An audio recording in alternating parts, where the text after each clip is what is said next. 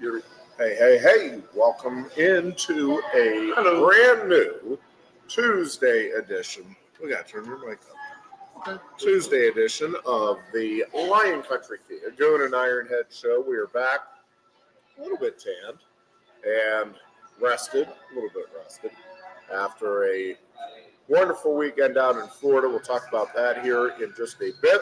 NFL draft over the weekend. Lots of Penn Staters both going in the draft and now signing free agent contracts.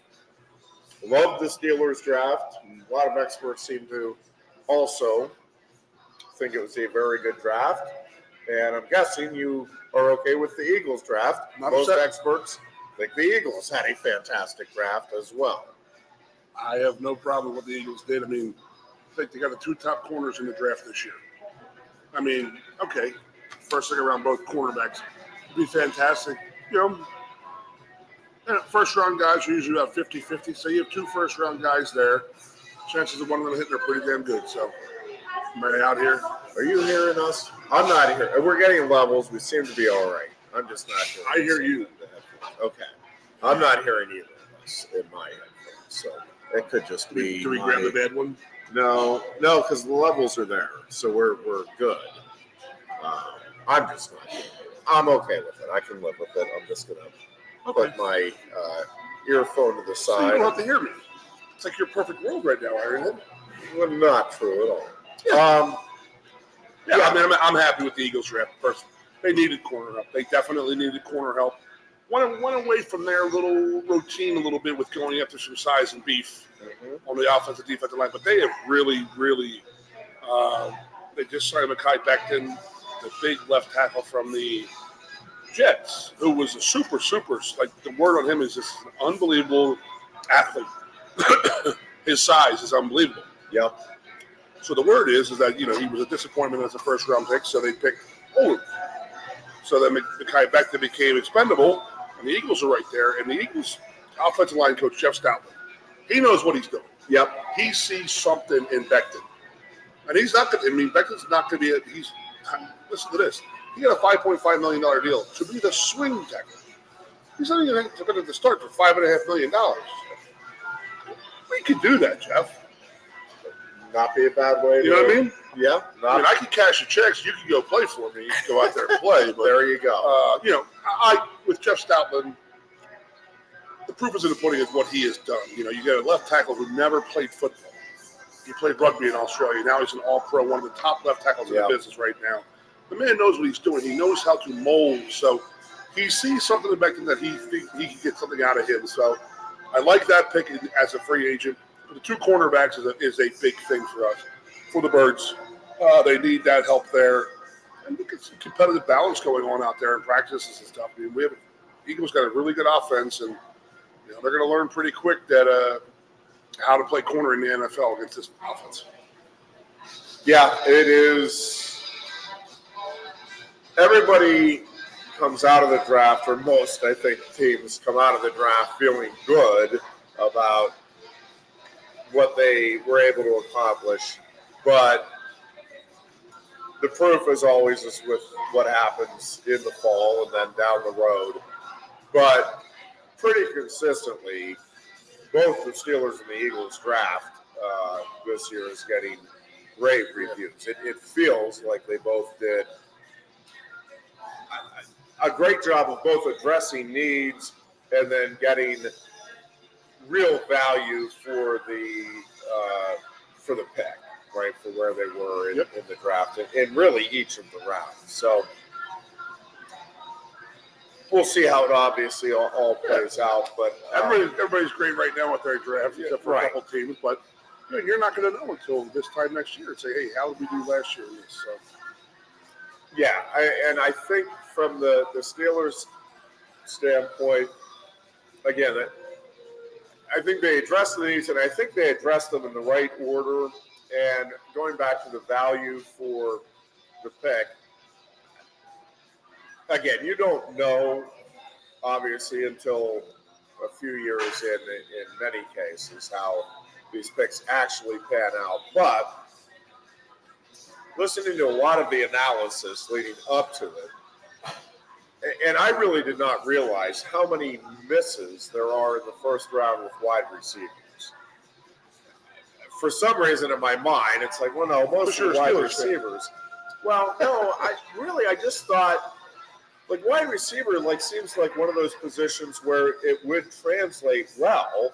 Like, if you're a great athlete and you have great hands, like, why wouldn't that hold true if going from the NCAA to the NFL ranks? Yeah. The cornerbacks and defensive backs are that much better in the NFL.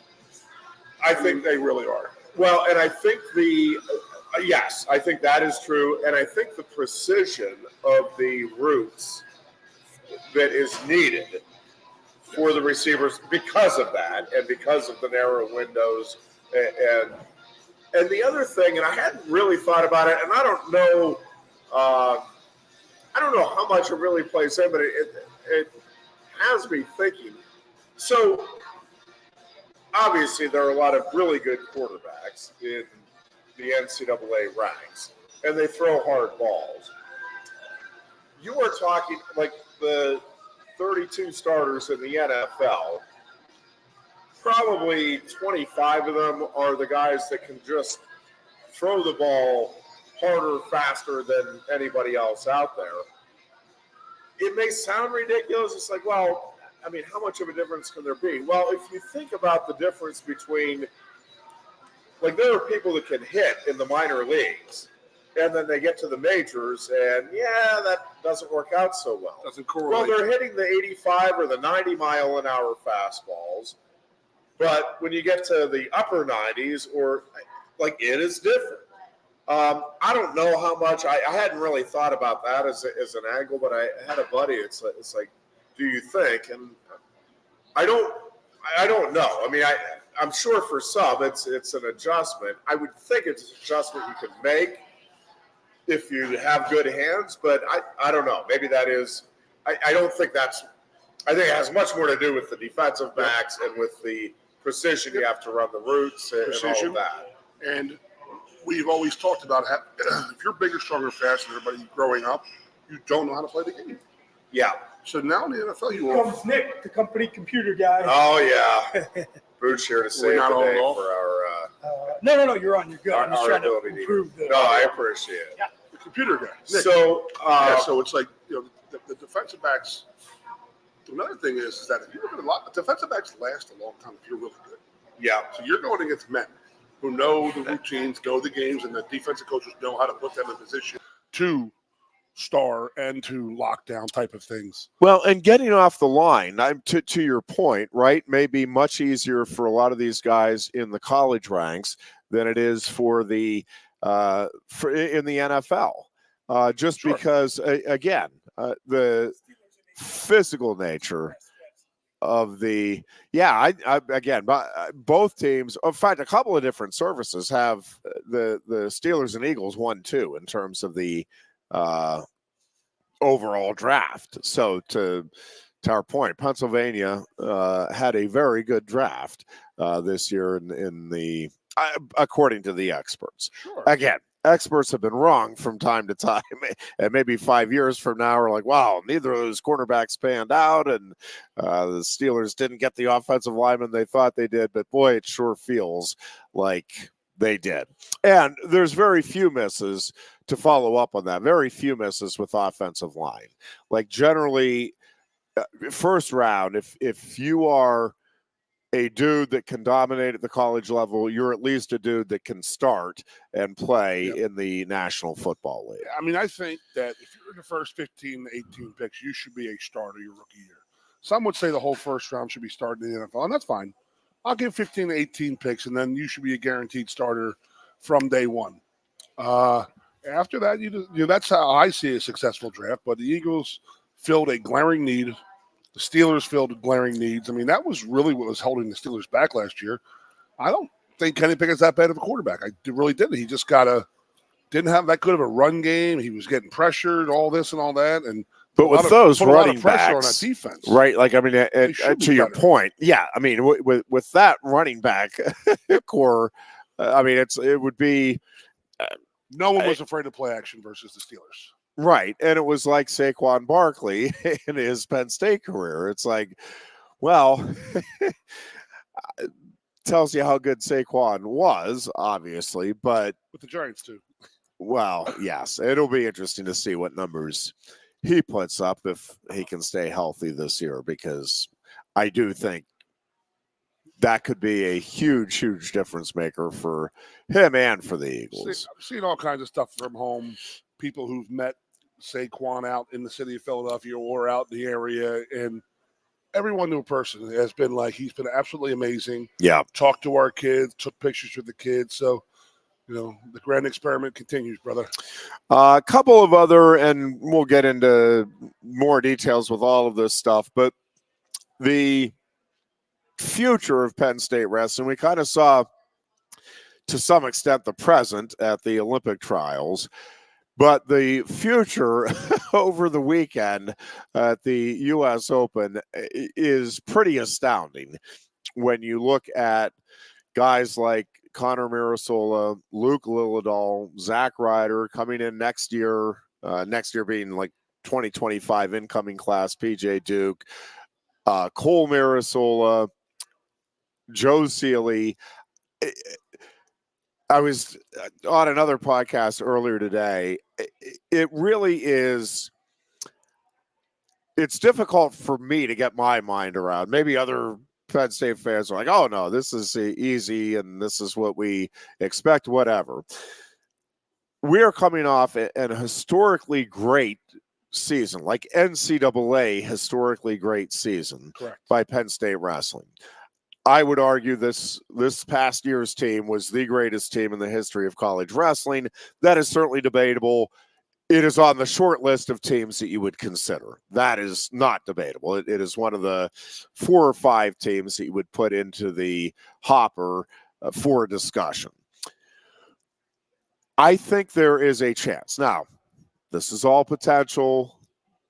What was Paterno's line? Your potential is going to get me fired. Yep, your kid's potential is going to get me fired. So I understand nothing has been accomplished yet with the future and these kids and all of their accolades that they're bringing in aren't yet going to translate into anything meaningful. But I am telling you, looking at what these guys are doing, where they're at, the competitive nature against senior level guys. Again, I'm probably overdoing my conversation on this, but it is one of the most spectacular things I've seen. We talked a lot about Aaron Brooks and the wins over David Taylor. No question, extremely impressive. A lot of things that were impressive about that weekend by a lot of guys. If you ask me the most surprising thing of the entire weekend, especially given how everything finished up, it would still be Connor Mirasola. And I know he is great. I know he is like the next in the long list of generational talents that you only get to see once in a lifetime. The Penn State fans get to see 3 or 4 every year. So I get it. But Mirasola taking down Aaron Brooks, again, just to put it in some context, Aaron Brooks did not give up a takedown the entire college season. That includes the Big Ten tournament. That includes the NCAA championships. There was not a college kid that Aaron Brooks wrestled that managed to get a takedown against him. Aaron Brooks wrestled 2 matches against one of the best finishers in the history of freestyle wrestling in David Taylor. David Taylor, in the 2 matches combined, got 0 takedowns on Aaron Brooks. Connor Mirasola got a takedown on Brooks. And I know, he got a takedown. Brooks ended up winning comfortably. Dude, he got a takedown on Aaron Brooks. He has not enrolled in college yet. He is finishing up his senior year in high school. Guys that are multi-time All-Americans did not get a takedown on Aaron Brooks. a 3-time world champion and gold medalist Olympian in 2 matches did not get a takedown on Aaron Brooks. I get it. It's 1 takedown. I'm not guaranteeing anything in terms of the future of Mirasola or any of these guys.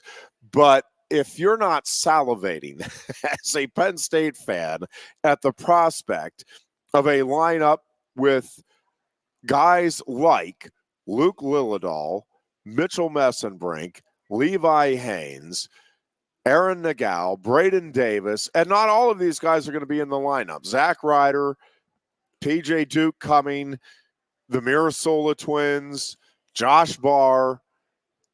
Folks, I mean,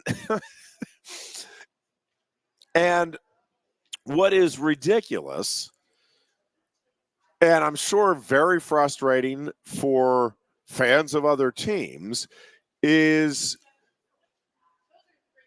we went from Taylor Ruth, and many people said, well, we're never, and by the way, I may have said it. You might go back and find tape of me saying you're not going to see You need to come see teammates like that again, right? I mean, what David Taylor and Ed Ruth established as a tandem was virtually unprecedented in the sport.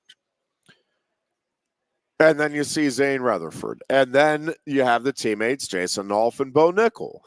And with those two, you have 8 NCAA finals appearances and 6 NCAA titles. Well, that's absurd. Yes. That's insane. Well, now here comes Levi Haynes and Mitchell Messenbrink. And we're early, but we now, Brooks. in 3 opportunities, they have combined for 3. Well, yes, Starachi and Brooks. Yes, I'm sorry, I'm getting ahead of myself because I'm looking at yes. Kirk Levin, So is he in yes, there? then you have Starachi and Brooks, both 4-time NCAA champions, and yes, now you have, and pick which 2 you think are because you have like 6 of them here, 8 of them. Over this 2-year period that are coming in, and that's not counting the guys, again, Levi Haynes, Mitchell Messenbrink already here, Braden Davis already here, Tyler Kasak already here. Folks, I mean, there is a chance, again, I am not predicting this, I'm not guaranteeing anything.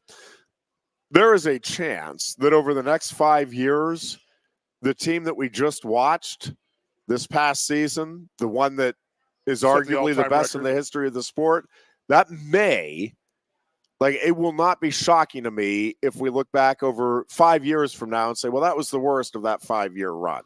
That was the worst team in that 5-year run. Now, sit down There's and no comparison. think about that. Well, again, we got to see how it plays out. Yeah. Because there are some things that could, I'm not expecting it to, but could derail things. Now, I think it is almost a certainty in my mind that some of these guys are going to not be part of the Penn State program within 2 years.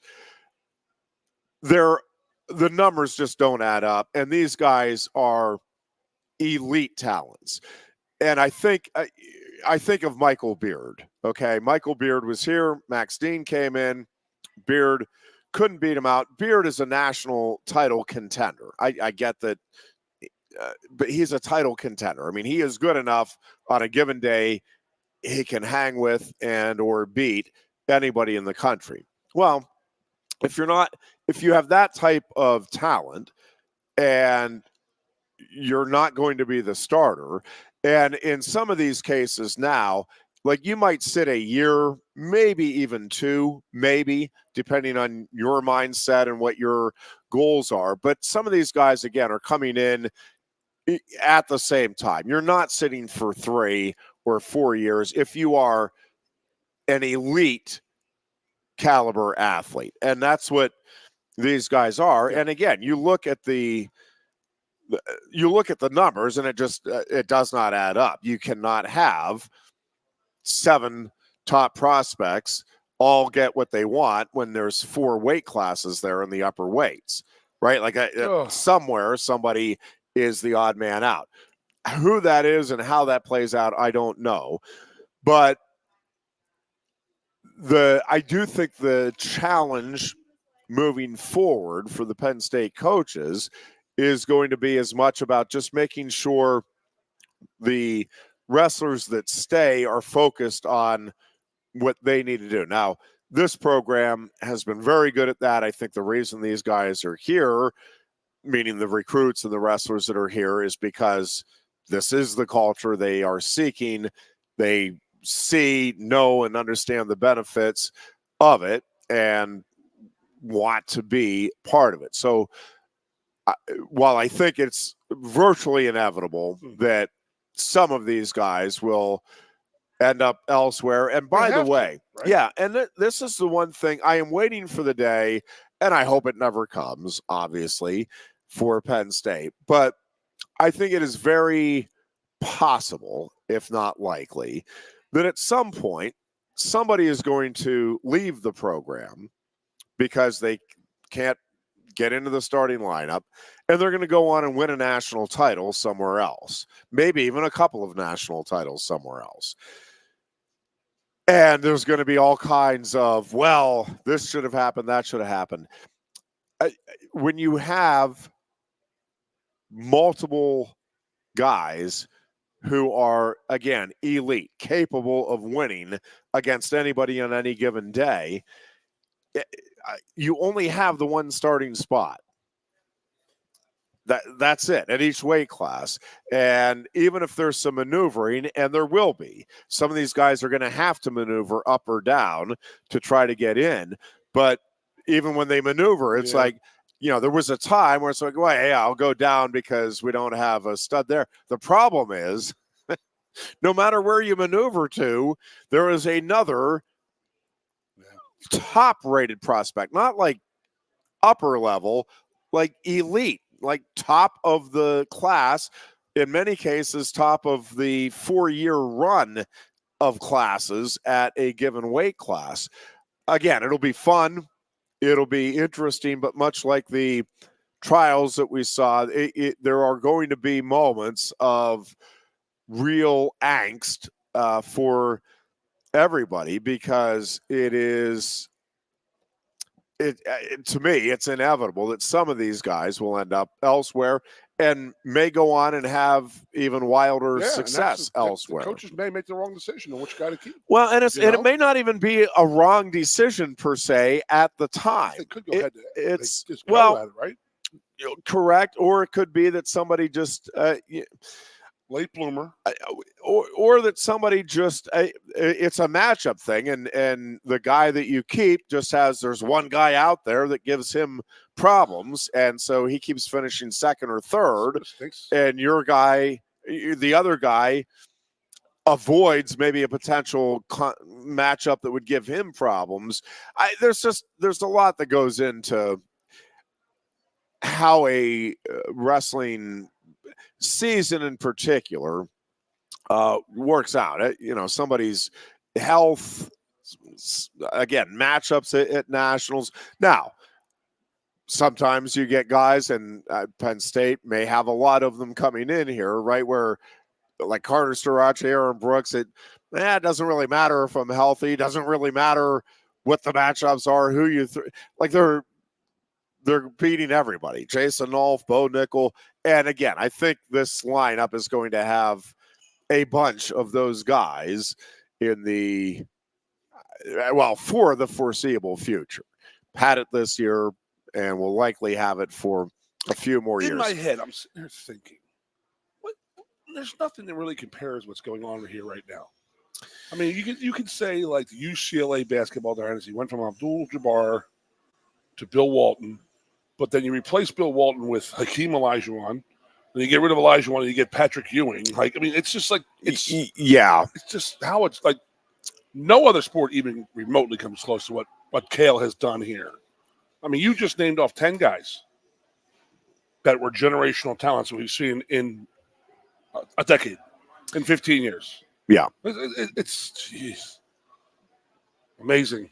Yeah, I mean the closest comparison I would make would be, but the thing is, it was a 1 year. But the '94 Penn State offense was, I mean, it was like NFL players across the board, right? Yeah. But yeah, so if the next year you brought in. Yes, because unquestionably that was the greatest offense in Penn State history. If the next year you brought in the LSU offense led by Joe Burrow, the 01 and Miami then Dolphins, the next year Miami Hurricanes 01. Yeah, so if we just had that on one offense for a dozen years, yes.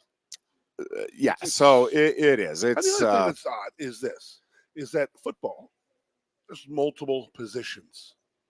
Like, you're not going to bump a 164 up to 197.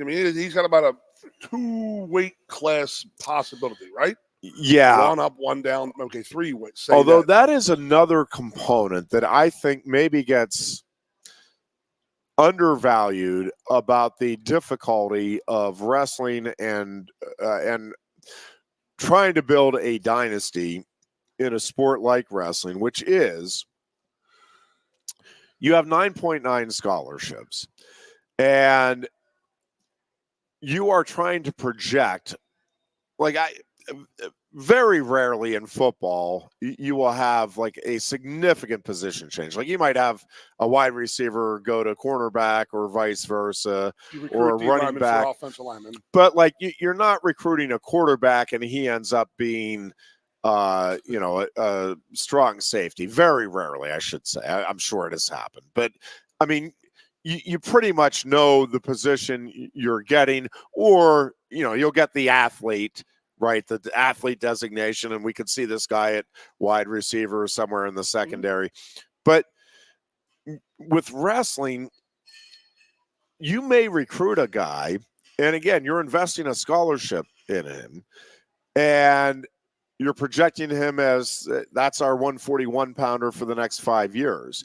And then he hits a growth spurt. And listen, coaches, I can't tell you the number of times where coaches are like, I don't understand. We looked at his parents, and like, we know he's small, and they do it. I mean, they do. And sometimes, right, sometimes you do get a gauge, but sometimes these guys just hit growth spurts, and it's inexplicable. It's later than others, et cetera, and it just happens. So the guy that you had pegged at 141 is now battling the guy that you had pegged in for 157 for the 157-pound job, and now you have 2 scholarships, just theoretically here, tied up at 157, and now you have no scholarship money. Now, most of these guys, again, so that you know, the 9.9,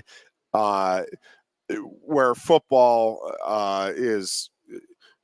it's a full scholarship for all 85 guys. Obviously, in sports like wrestling, very few folks at a program like Penn State are getting the full ride. They may be getting, depending on economic needs and everything else. Yes, but they could be getting 80, 90%. They could be getting 50%, 25%. So understanding that comes into it. But for some of the smaller schools, right, like if you are trying to get those impact guys, like that can make all the difference in the world for your program. Getting a Chance Marsteller at Lock Haven, right? Like, that is a big deal.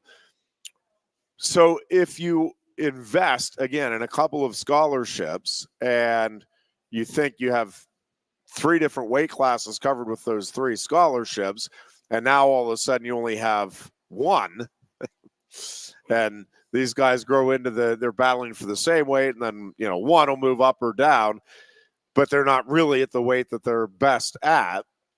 That's where it gets even more complicated on the wrestling front when you're trying to figure out, okay, this is how this lineup is going to be constructed. Talk to me here. Yeah. Cornell just beaten off. I told you last week was the best wrestler. I think he's the best wrestler I ever saw. Kyle Dake. Dake. Jeez, I had Deke in my head. It's Dake. Okay. How did he win 4 different weight classes? Did he just gradually grow into the weights, or did he up and down? So what you're talking about is they probably projected him, but were they that loaded that they, no, bump people? Well, around? I mean, I shouldn't say quite so quickly because they did have a very good team, very good lineup. When it's one guy that is, and I think they knew Kyle was going to grow. I don't know that they necessarily thought a weight class a year, but I don't think it's kind of like Braden Davis. Like Penn State recruited him knowing that it was unlikely that was their 125 pounder for the next 5 years, like hoping maybe we can get a year or two out of him there. But they know, like, sometimes you're recruiting guys with the idea that, yeah, likely they're going to move up. I think Alex Facundo, I mean, he came in at 65. I don't think anybody looking at that frame, Quentin Wright, when he came in here, and that's who Facundo reminds me of with his frame. It's like that he's going to, at some point, go to another bigger weight class. And so sometimes you are projecting that and you know it. And again, if it's one guy, others around can adjust. The issue when you get a situation like Penn State has, and again, it is a dilemma that every coach in the world would be beyond delighted to have, but it's a dilemma nonetheless, is, all right, we have 5 elite athletes competing for 174 through 197. Well, that's 3 spots. The other 2, again, if you can go up a weight class or maybe suck down for a year. It's like, no, I want to make the lineup. I want to be here. I'll be disciplined and do what I need to do. You're not sucking down 2 weight classes. And again, the situation at Penn State is, even if you do that, you're going to suck down to a god-awful degree so that you can go wrestle Mitchell Messenbrink and try to get into the lineup. Right. Well, I'll suck even more and I'll go face Levi Haynes. That'll get me into the – well, I'll go up and I'll wrestle Greg Kirk. Well, never mind. And that is, again, the dilemma facing these elite guys. No question about it. First world problems. No question. All right, we'll take a break here. When we come back, we are going to talk about where Goon and I were last Thursday and through the weekend and the impact of that terrific event. As we continue, it is the Lion Country Kia Goon and Ironhead show. We're at Quaker Steak and Lube. It is our home away from home on Tuesdays and Thursdays, and we are coming right back. Coast into fall with a new Kia from Lion Country Kia. Right now, get a 24 Kia Seltos for 5.25% APR for up to 48 months. A new Sportage plug-in hybrid at 0.9% APR. Check out our 23 Sorrento hybrid for as low as 4.5% APR. And don't forget, all 2023 and 2024 Kias come with a 10-year, 100,000-mile limited warranty. Stop in and meet with one of our sales experts today and coast into fall at Lion Country Kia. We want to see you in a Kia. Since retiring, I have spent my time searching the countryside for the hottest wings in America. I always seem to end up disappointed. You call these hot? Back off, Luigi. Mamma mia. Look hands it, busboy. Your wings suck! I knew I should have stuck with Quaker Steak's triple atomic wings. You think I'm tough enough? The Center Hall Farm Store has been serving Center County and beyond for well over a half century. A small family business, the Center Hall Farm Store specializes in animal nutrition and manufactures its feed fresh using local ingredients. Get the best in horse, cow, pig, chicken, and bird feeds. If you're not already a customer, stop in and see why so many of your neighbors are. The Center Hall Farm Store at 110 West Allison Street in Center Hall, or call us at 814-364-1393. Sioka Toyota of Williamsport invites you to stop in today or check us out online. We have the smart path to your next Toyota, like the all-new Crown, BZ4X, the all-new Grand Highlander, Corolla Cross Hybrids, Sequoias, and more. Over 100 new Toyotas here and on the way. Don't make a $1,000 mistake. Choose Sioka Toyota of Williamsport and see the Sioka dealership's difference. Buy or reserve yours today and see for yourself why Sioka Toyota is the only stop you need for your next new car. Sioka Toyota, it just feels right. Ready to be part of something bigger? Come pave the road to success at Glen Baker and discover a career where your hard work and determination can build a bigger, better future. Our team believes we can build a stronger future together. Join us at Glen Baker, where we value teamwork on the field and on the job. Go to GOHcareers.com to apply. GOHcareers.com. And best of luck to all the Center County sports teams all season long from everyone at Glen Baker. With a Timber Kids savings account, you can start to save money, earn prizes, and teach your kids the value of savings. It's easy as 1, 2, 3. Building futures is what we do at TFCU. You really need to belong to a credit union. You belong at TFCU, Timberland Federal Credit Union, a credit union you can grow with. The Goon and Ironhead. Oh, I love those guys. They're so funny. They're not bad guys. We got back. Well, I got back Sunday. You got back yesterday from Fort Myers, Florida, where we were down for what is called Champions for Children. It is a wonderful event. You want to talk a little bit about just more of the history. I caught up, but this year was the 10-year anniversary of it. I've been involved with 8 of them, I believe. Very, very sports-centric stuff. So our good friend Austin Schanfelter and his wife started a foundation called Champions for Children. They have 3 different things to do. They do childhood cancer research and help out with some helping out children and stuff like that. So it's all about children. I mean, Austin was a wrestler at Lock Haven. His wife, Pam, her mom and dad were host families at Milton Hershey School. So growing up, she lived in a house with 12 to 14 new brothers every year. Which is just amazing. It's just like, they have a lifetime of giving, and, you sit and talk with them, and they all are about giving, and they've done very well in life, and they want to give back. So their daughter Megan, she was a gymnast here at Penn State years ago. They got into this, and they just started this foundation, and the childhood cancer research, the Blessings in the Backpack, which a lot of people know around the country is for kids who don't really have, family doesn't have money or anything for little snacks for the weekend. So the story is that some of these kids can go home from Friday afternoon when they have their breakfast and their lunch, and they might not eat until Monday morning breakfast. That's how, poor some people are, or they come from that bad of a home that they don't have these things. So the Blessings in the Backpack, it's a nationwide thing, but the Schanfelter family supports all of Southwest Florida. They control it all, and they feed close to 120,000 kids, I believe, every weekend with what we did this past weekend. Yeah. And then the third aspect of it, which is what you and I get hit home with, and that is called Valerie's House. Valerie's House is run by a woman named Angela. And her mother died when she was going to pick her up from a childhood softball game. So she lost her mother at a very, very young age, and then she lost her father a couple of years later. So, she never really had time or people or to talk to type of thing to go about her grieving process and stuff like that. And, every one of us knows somebody whose parents have died young, and it's like, it's just funny. So they bring us to this home, and Valerie's House just built a brand new house. They had a bunch of different grants and a lot of money that they raised over the past years, and they built this home that Jeff and I went to. And we will sit around, and the people who are invited as champions are all former athletes. It's very football specific, very wrestler.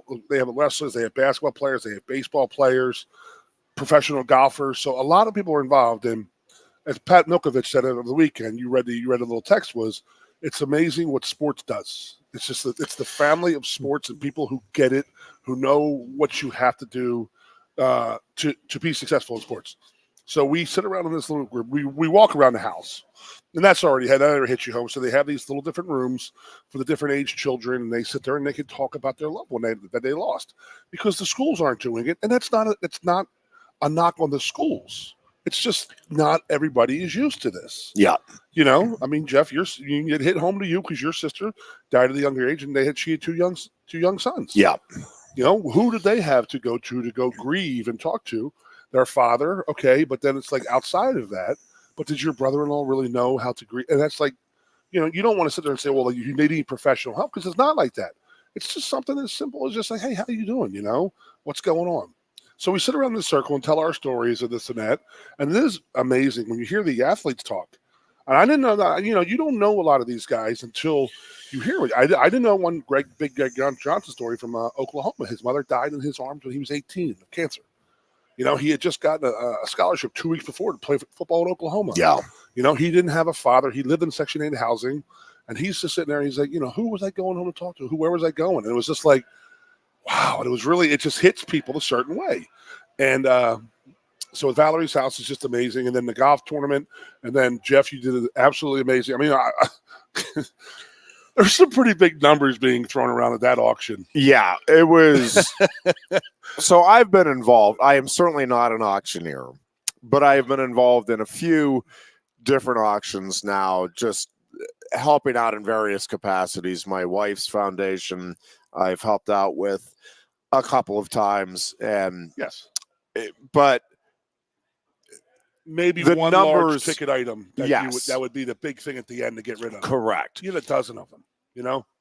And so there were a couple of things that blew me away about just that event. The entire weekend blew me away, and I'll talk about that in just a moment.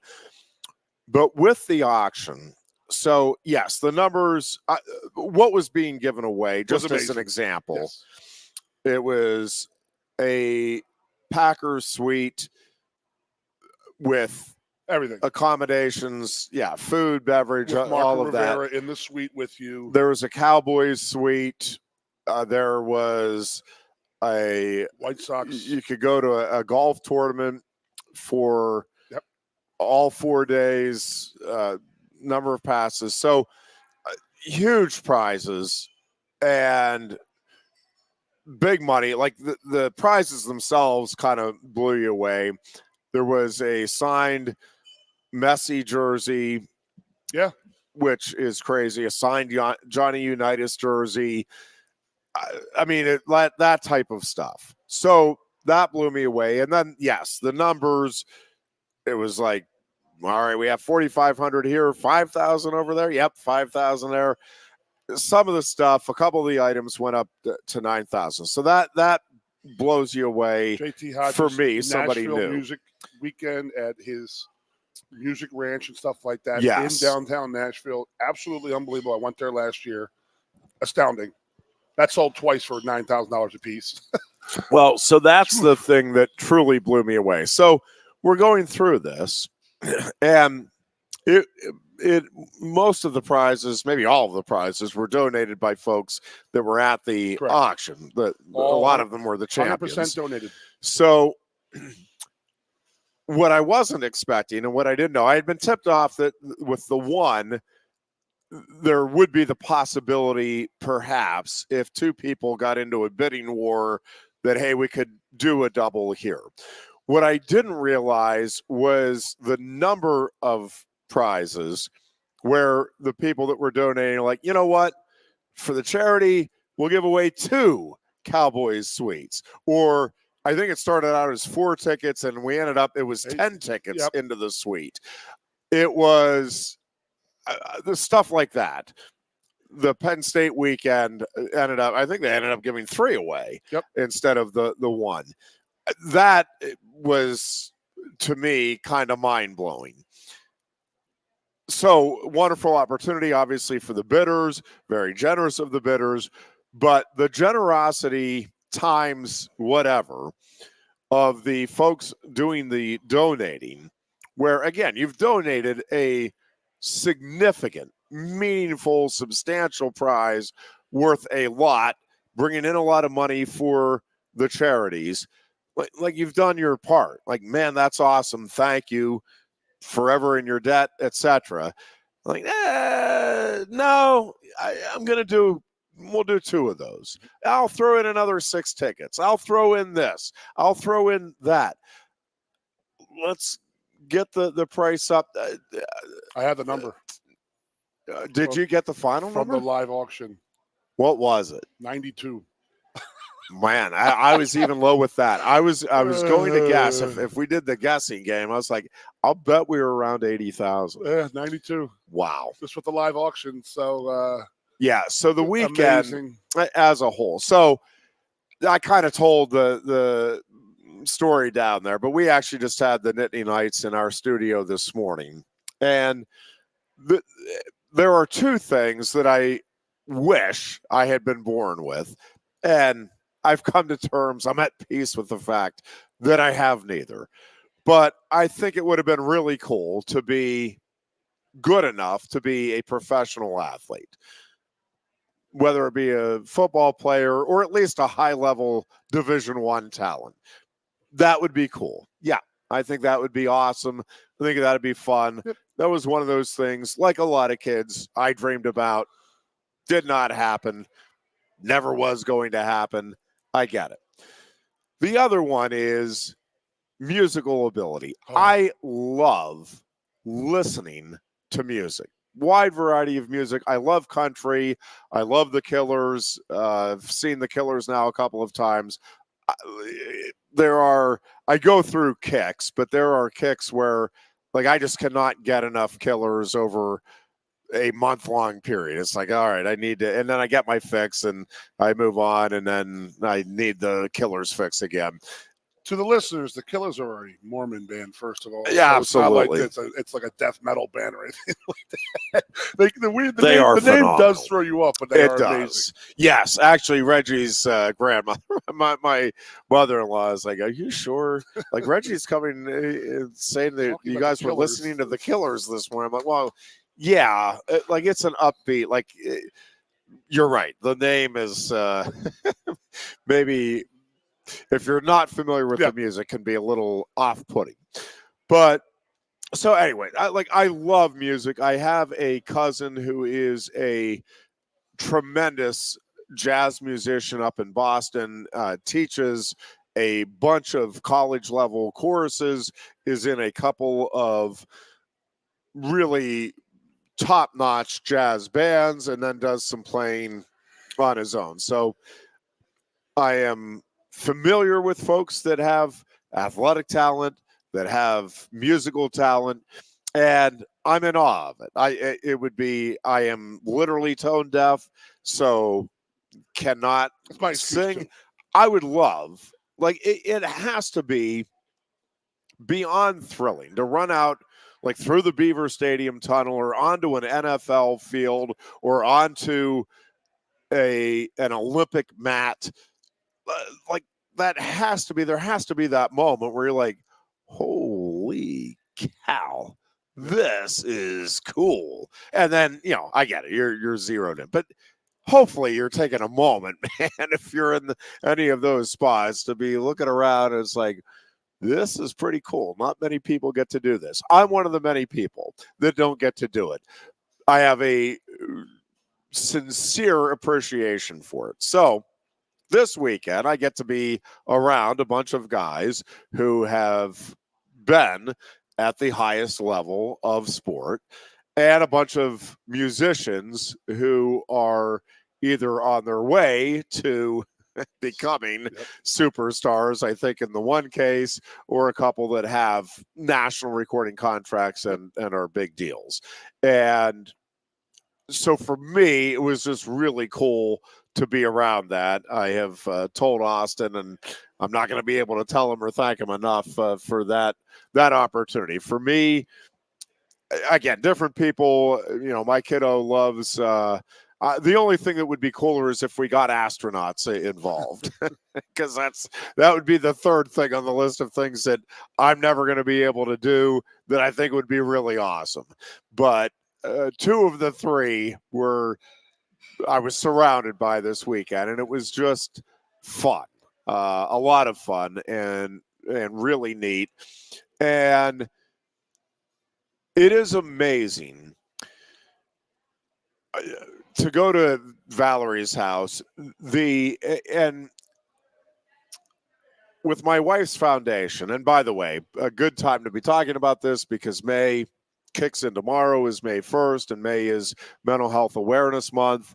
Lots of things coming up throughout the month, including, I'll do a quick plug here, Wasson Farm on Thursday night, May 2nd, starting at 5 o'clock. I think it goes to about 6:30-ish with the programs at least, but they're going to have some speakers. It is an uplifting mental health awareness event, and there will be music, there will be free ice cream. I mean, so right away, sign me up.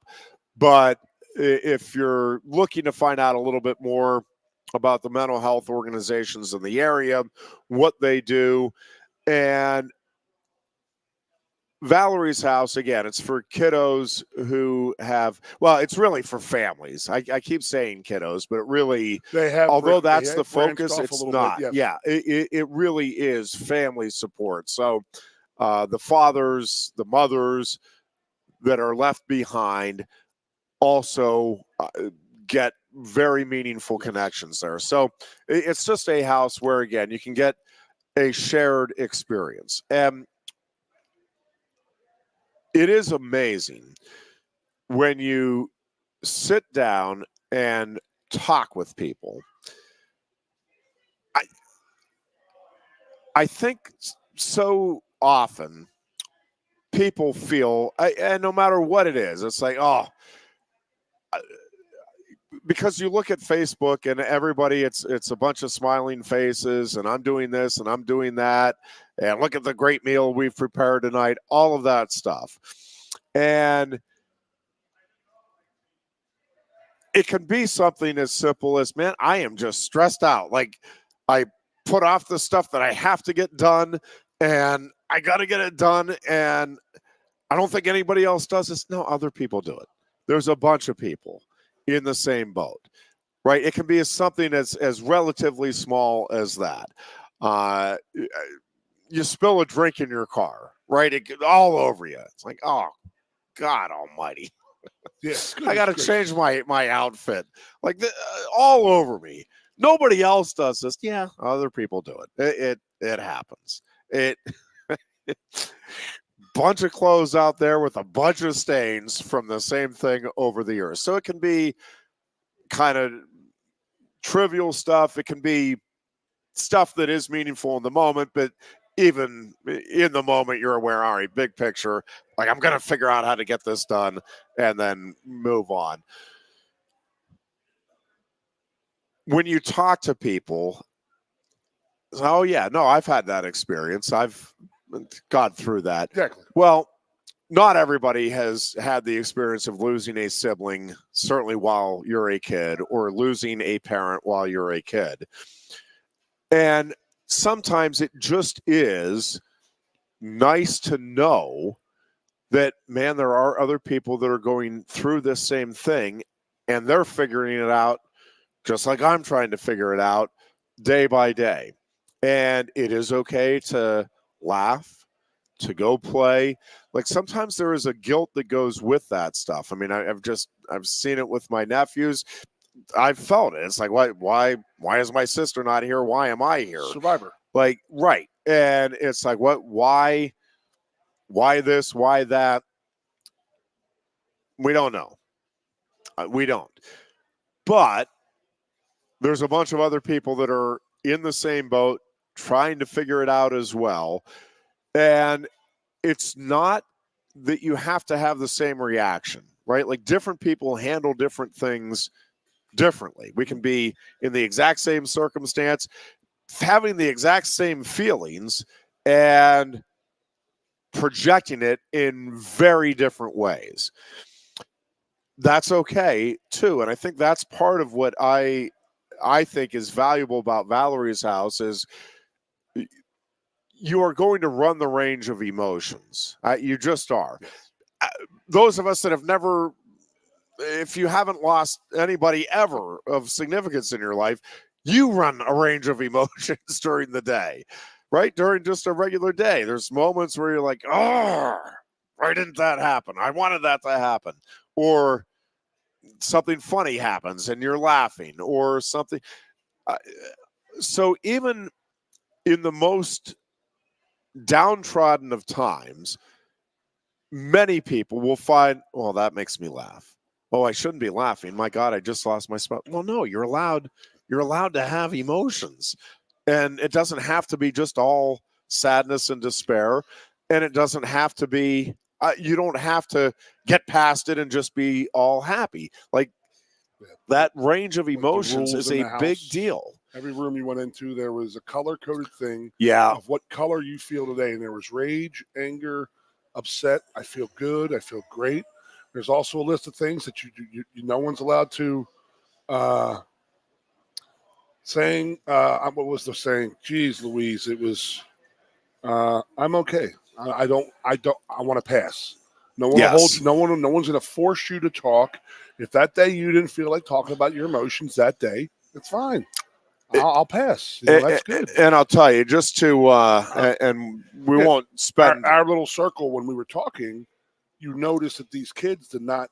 At first they were very hesitant to talk to us and this and that. And by the end, what were they doing? They're like literally running around, jumping all over us. Well, and a couple of things. Yeah. One, as we went around, right, what is, I think, amazing, and this has happened. I did a Dale Carnegie class many years ago. Actually, I ended up doing a couple of them. And Dale Carnegie class, it's billed as a like a business class, but it's really a getting yourself out of your comfort zone class and making connections. I mean, that's really what it is. And I was thinking about that class as we were going around at Valerie's house, because one of the things that I just think is eye-opening. So I mentioned, I kind of, as a kid, I idolized musicians and athletes. I still hold them in high regard. Idolize is probably too strong of a word now. Actually, I got to tell you, a couple of the yes, to answer your question, because what was really remarkable to me was, as we went around, you were talking about Greg Johnson and the experience he went through. I had talked to Jim Andrews a little bit the first day. Jim played, he was a center for Kentucky. He's about 7 Hall feet of Fame tall. Basketball player. He's in the Hall of Fame for Kentucky basketball. Yeah, and is one of the nicest people I've ever met in my life. Yes, he and his wife are I look just small next to him, do I not? Amazing people. You look short. I look you shorter. don't look small. You don't look small. You do look short. Shut up, Ironhead. But so he and his wife lost a daughter. I'm not even sure. Do you know how old she was? She was an older 30s. She was an older woman. Yeah, she was but not. But she had been deaf her whole life, so she had dealt with that her whole life. Yeah, but she wasn't. I mean, not a child, but not. No. But she was in her. They had the picture up of her at Valerie's house. I'm guessing 30s, 40s, but or maybe early 40s. But I mean, way too soon to be passing. But as we went around, like the number of people who have had some sort of experience that you wouldn't, again, nobody goes around like when somebody says, how are you doing, right? 99% of that, fine, and you move on. And most of us are not fine when we say we're fine. It's just we're not gonna but if you, almost everybody has had something. Now, it can be varying degrees, but some sort of loss that is certainly everybody that is in their 40s or 50s, there has been something pretty significant that would qualify as a tragedy. Now, losing a kid, as I think, is the worst thing that can happen to you. But losing a pet is not easy. Losing a sibling is not easy. Losing a parent, losing a grandparent that you love, losing a friend to cancer, to a car accident. I mean, like, stuff happens. And that's not the stuff that's projected on Facebook. It's not the stuff people are telling you about, except if you get to sit down and you start talking. And it's like, yeah, you know what? Is it okay if I confide in you? I'm just having a tough day. My sister's birthday is coming up, and man, I miss her. This is what happened. And all of a sudden, like, well, I actually lost my brother just a couple of years ago, and it hit me. No one talks and about all it. of a sudden, yeah, it's like, geez, man, there's a lot going on. And what was interesting to me was just, again, these are people that I have a lot of respect for. At a younger age, I would have idolized them. Is amazing. Yes, but they are impacted by the same stuff that everybody else is. And again, instinctively, inherently, you know that.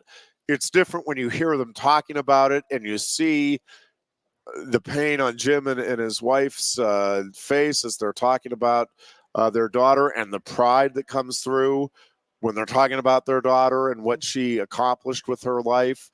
And right on down the line, it was, yeah, just an amazing, impactful weekend. The one that got me was the one kid, and I hear myself say this. I remember this when my mother passed, and I was 27.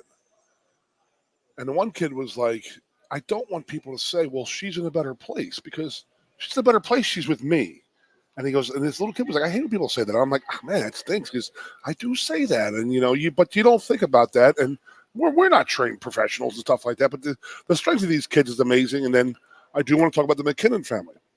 So we go to Valerie's house. Unbelievable. And Reggie McKinnon and his wife, Julie, are Penn State grads. Literally, they have 4 daughters, and they come walking in, and Julie passed away a couple of years ago of gallbladder cancer. Which, but so she came home one day, and there's like pain in her side, and less than 2 months later, she was gone. I mean, 4 daughters.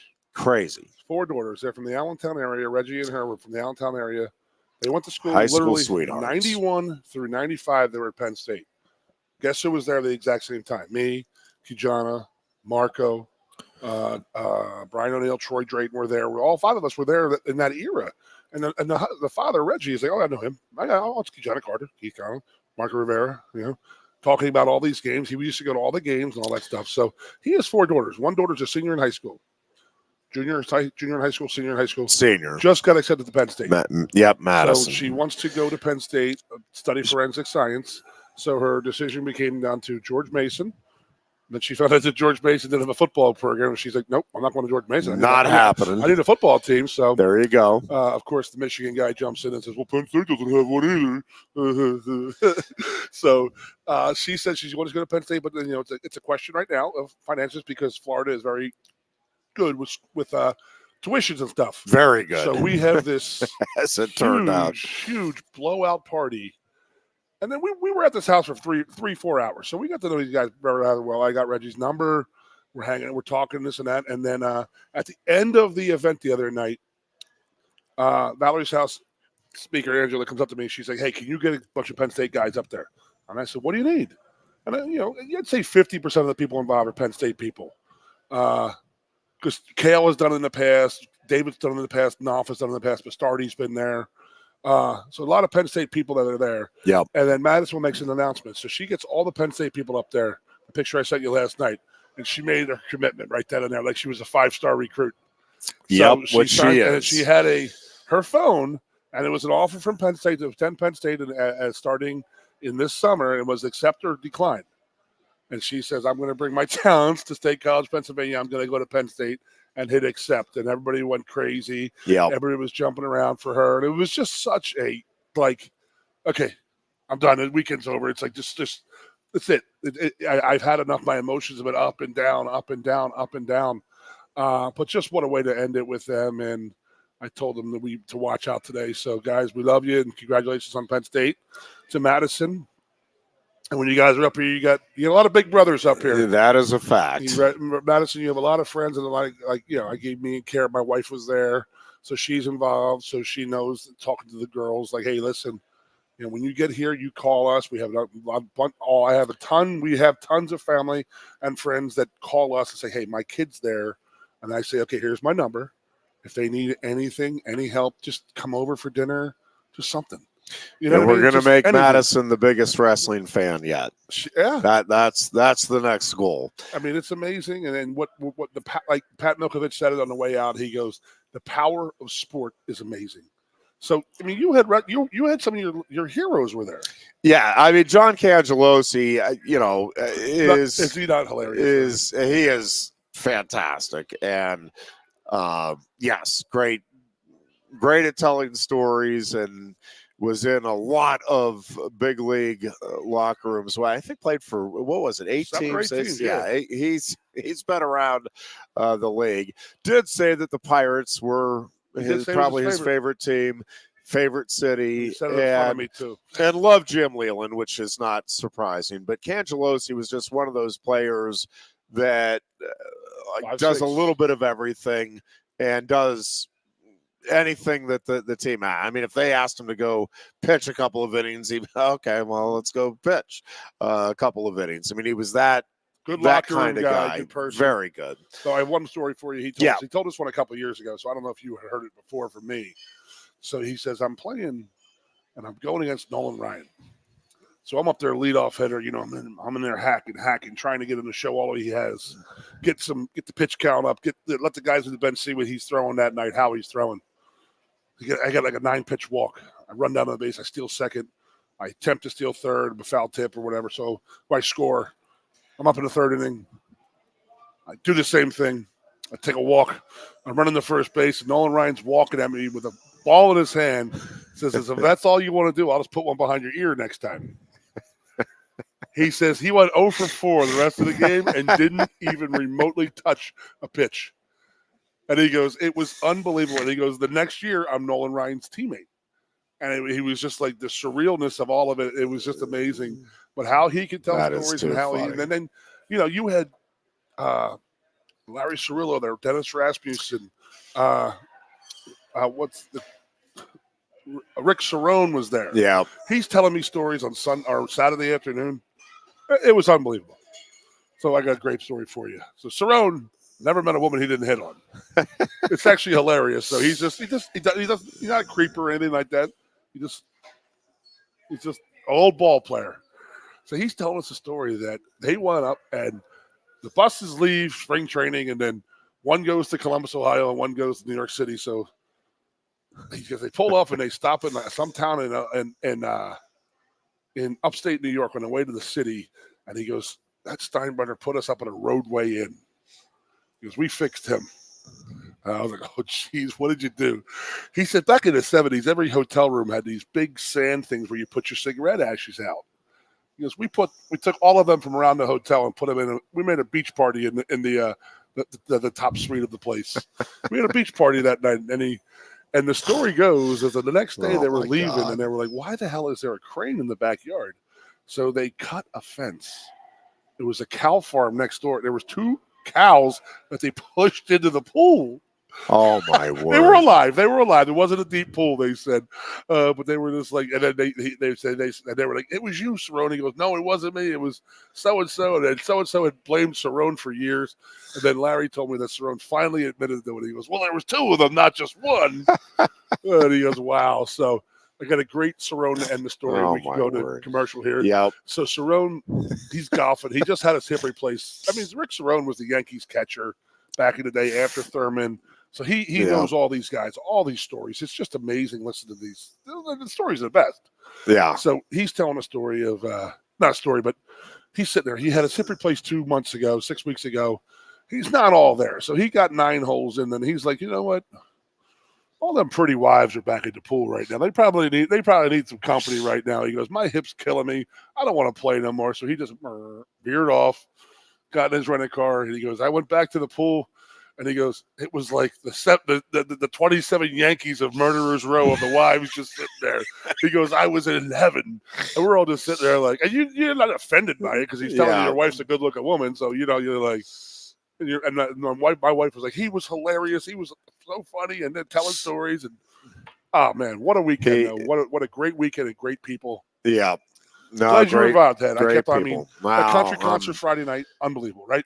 Truly unbelievable. For me, that actually probably was the highlight. I mean, obviously, I was thrilled to be part of the auction and loved that. But the concert was, to me, if I had to pick my favorite part of the weekend, it was the concert. So and part of it was an absolutely perfect evening weather-wise. It was unbelievable. We've been there before when you had like mosquitoes the size of my fists attacking you. I can believe that. So we had a young girl named Faith Gross. So she's an up-and-coming girl in Nashville, Tennessee. Amazing, 19-year-old girl. Yeah. She's up there. We met her last year, but she is under. She could be a basketball or volleyball player. She's got to be, what, 6'4"? 6'6". Oh, she's with them boots, yeah. She's taller than I am. I'm 6'1". She's sitting there, and she works under the JT Hodges label, and JT's a good friend of the program. He has done multiple things for the C4C for years, so he is very ingrained in this. So he's involved. So he comes in, she comes in. James Otto, the guy who wrote the Jamie Johnson song "Colors," which is my favorite song. I think of any genre. That song is just absolutely amazing to me. So I don't know if you went to bed on Thursday night, but they had just like this little hoedown in like the lobby of the bar. Just like they all come out and bring their little guitars and they just start wailing, and you're just like, this is amazing. Yeah, like, I couldn't even I couldn't even hit a piano to be just one note to sound like it was in tune. Like you're telling that just like me. I'm horrible, and it's so amazing what these people do. So. You have that whole aspect of it to it. JT has been in Hallmark movies. He's got 2 more coming out here. One about Hurricane Ian down in Fort Myers and how they're rebuilding it and stuff like that. He did a song about Welcome to Canton. So that's the NFL Hall of Fame's official song is Welcome to Canton, and JT wrote it and sings it. They brought a little children's choir out there to singing with them on Thursday and Friday night. It was just like. Everything about it was just absolutely amazing, and I'm glad you were part of it, Jeff. You heard me talk about it the last 4 years, and now you got to be part of it. Now you're like, whoa. Yeah, no, it was a very, very special weekend. So, all right, we'll get back to talking some sports when we return. You're listening to the Lion Country Kia Goon and Ironhead show here at Quaker Steak and Lube. The all-you-can-eat wing buffet is underway, and come on down and enjoy it. It is the a special anniversary here. We'll talk a little bit more about that when we come back as well. Again, it's the Lion Country Kia Goon and Ironhead show, WFXS, Pleasant Gap State College. We're coming right back. Coast into fall with a new Kia from Lion Country Kia. Right now, get a 24 Kia Seltos for 5.25% APR for up to 48 months. A new Sportage plug-in hybrid at 0.9% APR. Check out our 23 Sorrento hybrid for as low as 4.5% APR. And don't forget, all 2023 and 2024 Kias come with a 10-year, 100,000-mile limited warranty. Stop in and meet with one of our sales experts today and coast into fall at Lion Country Kia. We want to see you in a Kia. Since retiring, I have spent my time searching the countryside for the hottest wings in America. I always seem to end up disappointed. You call these hot? Back off, Luigi. Mamma mia. Look, handsy busboy. Your wings suck. I knew I should have stuck with Quaker Steak's triple atomic wings. You think I'm tough enough? The Center Hall Farm Store has been serving Center County and beyond for well over a half century. A small family business, the Center Hall Farm Store specializes in animal nutrition and manufactures its feed fresh using local ingredients. Get the best in horse, cow, pig, chicken, and bird feeds. If you're not already a customer, stop in and see why so many of your neighbors are. The Center Hall Farm Store at 110 West Allison Street in Center Hall, or call us at 814-364-1393. Sioka Toyota of Williamsport invites you to stop in today or check us out online. We have the smart path to your next Toyota, like the all-new Crown, BZ4X, the all-new Grand Highlander, Corolla Cross Hybrids, Sequoias, and more. Over 100 new Toyotas here and on the way. Don't make a $1,000 mistake. Choose Sioka Toyota of Williamsport and see the Sioka dealership's difference. Buy or reserve yours today and see for yourself why Sioka Toyota is the only stop you need for your next new car. Sioka Toyota, it just feels right.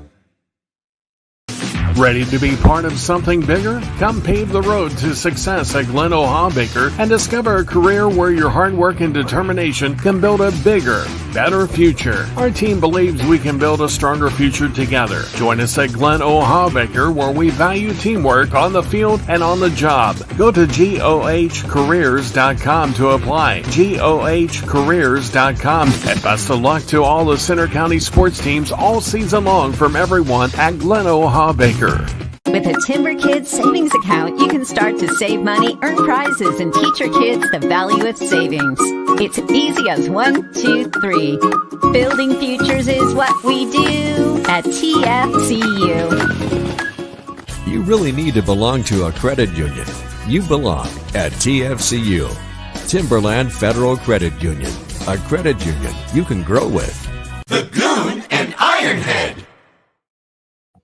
And we welcome you back in here on this Tuesday afternoon. Again, the all-you-can-eat wing buffet is underway officially Special this week at Quaker Steak and Lube. Yeah, so it's the 50th anniversary of Quaker Steak Lube this week. So the buffet is down to 1974. Hey. It's about a $5 difference. I don't know. The cost of wings and food for a buffet have gone historically through the roof. So yes. So 1974 is actually a pretty good day. That is a very nice special for these very wings. good deal. So, they have specials all week.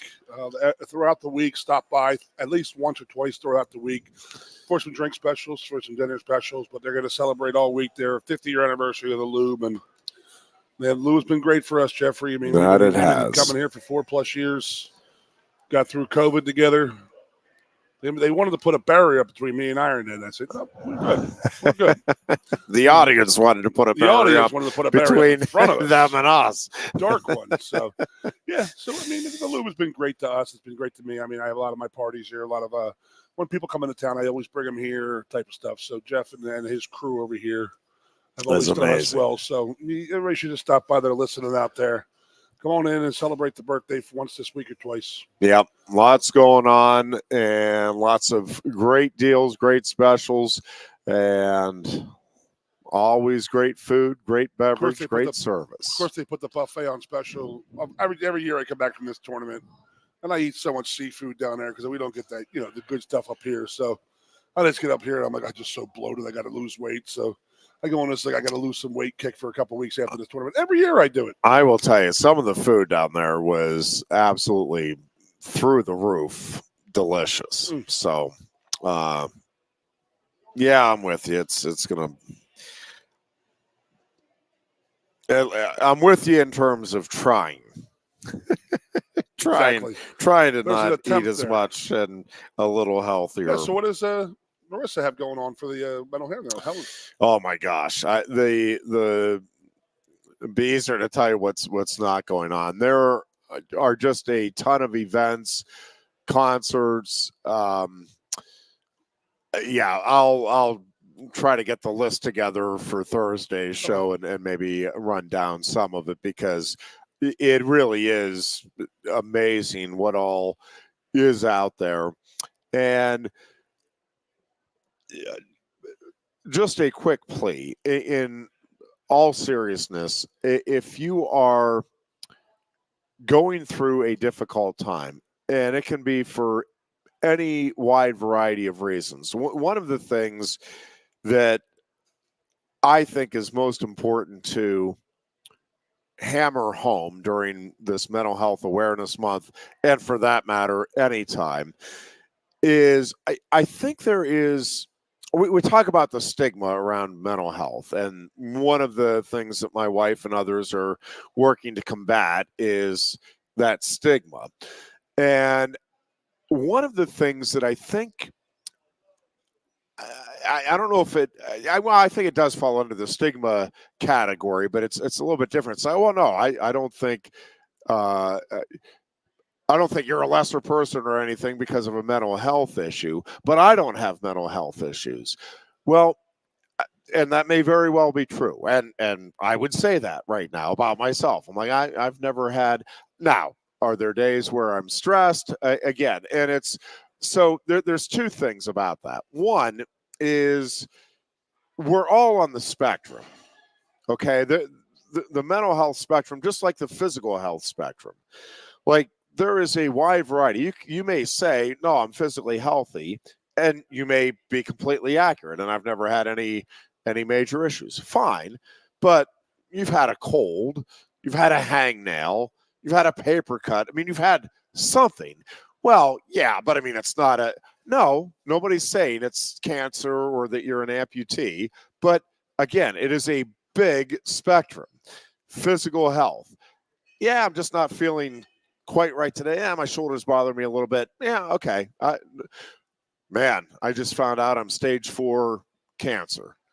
Well, that's different. I'm just found out I'm type 2 diabetes, whatever it is. And again, we're all somewhere on the spectrum. Some are as healthy and fit as can be, and yep, nothing really wrong. But it changes, right? I've never had anything wrong with me. Yeah, I just got diagnosed with cancer. Well, I got something wrong with me. It changes. Mental health is the same way. I think people think you have mental health issues or you don't. And in some cases, again, some people will go through their entire life and they drop dead of a heart attack and they never have major health issues. Again, we all have, there's issues somewhere along the way to one degree or another. It is the same thing with mental health. You could be in your 60s and, well, no, I've never had mental health issues. It's not a problem for me. Well, except that, hey, you just got diagnosed with Alzheimer's. Well, this is going to be a pretty significant. So that's number one. We're all on the spectrum. And just because you are not or haven't had serious mental health issues does not in any way guarantee that tomorrow won't be the day that something hits you. Not wishing that, by the way, let the record clearly show on anybody ever. But just like physical health, mental health can change. And it can change because of some of the factors we've been talking about, right? Like you get hit with, you lose your job and a parent. I don't care if you're an adult. In the same week, you've got some mental health issues now. Yeah. Like that is a lot to try to process. One or the other is a lot to try to process. So again, we're all on the spectrum. And there are other people going through what you're going through.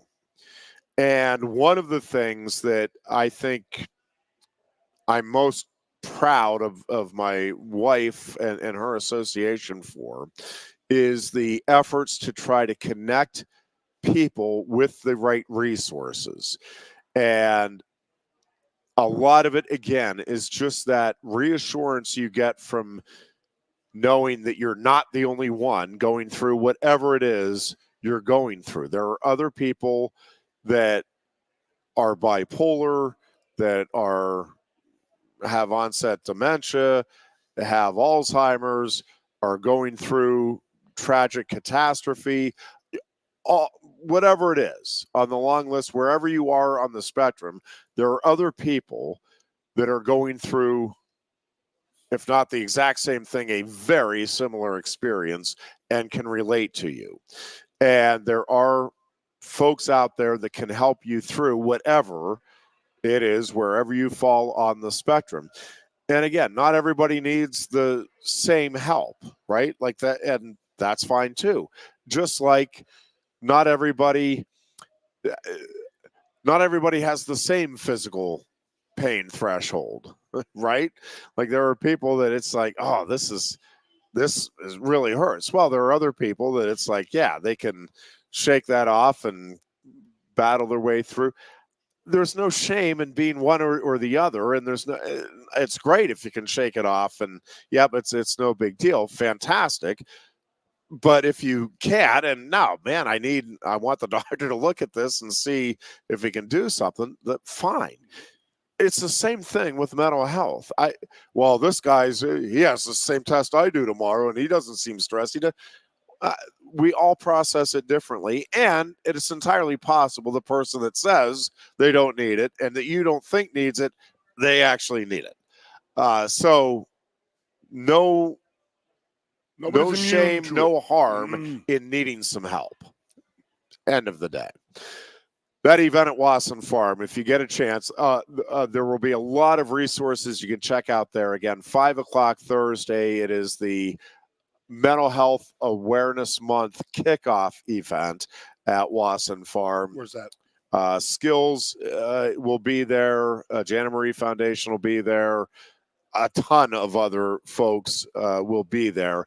Wasson Farm is at the corner of Shingletown Road and Branch Road. So if you're going in State College, if you're coming out East College Avenue and going to Pine Grove Mills, you take a left onto 45 there. Okay. And it's probably not quite a mile down the road on the left-hand side, but where the intersection with Branch is right before that. If you've been on Shingletown Road, Route 45 there between Bollesburg and Pine Grove, there is that magnificent Tussey Mountain landscaping water fountain display that is out in front of Wasson Farm. That's where the location is. And it's a little bit up from Hessfield where the softball complex is. Or for my friends, if you know where the Nittany Valley Winery is, about a mile up, almost catty corner from the cidery. I don't know what you're talking about. I have no idea. Yes, less than a mile from the winery heading toward Pine Grove. So, but that really is a wonderful event, and it's an uplifting event. It is not. Don't think you're going to be going there. I gotta be sad or depressed or no. This is uplifting, free ice cream. This is just to get you in touch with resources. A lot of very good people, but this is very much a good day, an uplifting event. There's nothing in terms of I don't want to be brought down. I'm trying to enjoy the day. That you're not going to happen. It's just about, again, connections and resources and letting you know what is available. And there's a lot of training available too if you're just wanting to I want to know what to look for in kids or friends, other people, so that I can be a person that can get them in touch with the resources if they need it. And again, it could be a wide range of resources, just like some of us just need a Band-Aid from time to time. Hey, I got a big cut. Oh yeah, no problem. Here, let me give you a Band-Aid. I can take care of that. Could be something like that you can take care of, talk somebody through. Cool. Other things, that bone sticking out of your leg, I don't know how to get that back in. I'm going to run you up to the hospital. Well, I'll get you to the professional help you need if you're at that crisis stage with mental health. So that is what that event is about on Thursday. There are just a ton of events coming up here in May, both with my wife's foundation and just in general, raising mental health awareness. I know my wife is running around today putting up some of the signs, which I love. If you drive by any of the State College area elementary schools, you'll see just very positive, reassuring, confidence-building signs for the kiddos and the staff at those schools to read. And it is okay to be yourself. It is okay to have a tough day, cut yourself a break, but be brave, be courageous, and just find a way to get through the next day. Everybody's just nice. We'd be all right. That would help. That would be a good place to start. All right. let's delve into the draft a little bit more. I do want to talk. Great job. Go ahead. Al Carosis. We weren't here, but Penn State football, Penn State University. Oh my gosh! With this stadium this past weekend. How about it? Just saw the videos and people are involved. I have not talked to a person. Some people are upset about everybody leaving together, and I'm like, you do realize when we're in football, we're like some people stay overnight in Winnebagos, and they're not all trying to leave at the one time. Right. That's what happens. It's just everybody was just, I think, done because it was a long day tailgating. Sure. Colder day. Yep. But I got to take your hat off to what happened up here. Great job put together, but that concert looked absolutely amazing. And then if you follow Luke Combs on his Twitter, I think they were a little blown away. Absolutely blown away. Yeah, 80,000 people. So I got a question. Yeah, who else? You're a country guy. Who else could do that? Well, Chesney, obviously. You think he's still that relevant? Yeah. Oh, I mean, he fills up stadiums. That's what he does over the summer. So country people just like outdoor parties, I think. Yeah, but I mean, but Chesney's been filling up football stadiums. I mean, that's just what he does, and I don't even know, probably for 15 years now. And then we have Miss Taylor could easily do that. Sure. Yeah, I think now. You don't want the next one to be like 50,000. You want to. No, and I think it would be interesting because I actually think because of the still relative novelty of it, that there are a lot of country acts that could do it. Just because, again, you're going to draw from pretty much the entire state and a little bit of the surrounding states. People up from home. Yeah, and they're going to want to come in just to see whoever it is for sure. And again, country fans, I mean, if you're a country fan, whether it's a new up and comer or somebody that's been around a while, like you're going to want to go see that. So I actually think there's a bunch of names you could throw out there. 80K? I do. Wow. Yeah. Because that was, I am on record as saying his show last October was the greatest concert I've ever been to in my life. Could not believe what I listened to. Yeah. Could not believe how, his acoustics were unbelievable. I don't know does that translate to an outdoor arena? I don't know, but my Lord, was he unbelievable? But he doesn't put a show on; he just plays. Yeah. But Swifty, but like rock and roll. Anybody? I mean, I think Metallica could possibly do it.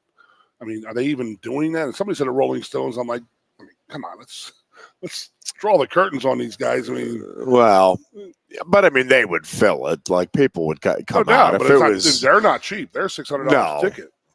But I think that you said the Killers would. I think the Killers would fill it because again of the pull and the novelty, the unique. Like I think there's a lot, and not to. I just think I don't know that it has to be like a Taylor Swift or a Kenny Chesney necessarily. Obviously, they would do it too, but I think you could get lesser known big names for sure, but lesser, like not the superstars, and still at this point sell out or come darn close anyway, just because of the novelty of having it at Beaver Stadium. I don't know. I think there were a bunch of things that came into play there. I don't think they had the acoustic. I wasn't up there. So I was there. So that was actually, yeah. So that one was the same night. They scheduled that after we had picked the date for the Byers Bash that year. And it's like, well, yeah, so we're not doing it. And I forget even, was it Blake Shelton, right? Yeah. And I forget who else. There was like a group of them, right? A bunch of different He's the guy who does America's Got Talent or one of those shows. Yeah. Him, yeah. And The Voice, I think it is. Gwen Stefani, she wasn't here, but she was dating him at the time. Yeah. So from what I heard, I don't think they had the acoustics figured out for some reason. Because it wasn't full. It was just rattling off the top and then coming right back down. Yeah. And so, I mean, I think that was a factor. I'm forgetting there were multiple issues. Now I'm kind of forgetting the detail. Like I said, we didn't go up. We could actually hear at one point and I mean, again, you could hear that there was music being played. Yeah, I mean, I went because of the novelty. I mean, it was like sure. I'm not a country music guy, but I was like, I'll go. Great day to tailgate. Yeah, I'm forgetting what some of the other complaints. I just think it was not a very well, I guess, thought out event at that point for whatever reason. If I recall, they wouldn't allow people on the field. Yeah, I think there was something else with the. No, I'm forgetting. There was something else with. They put a whole platform down on the field this year, so that people were on the field. Well, and that's what you need to do. Like Chesney puts. I mean, they have a floor that goes over.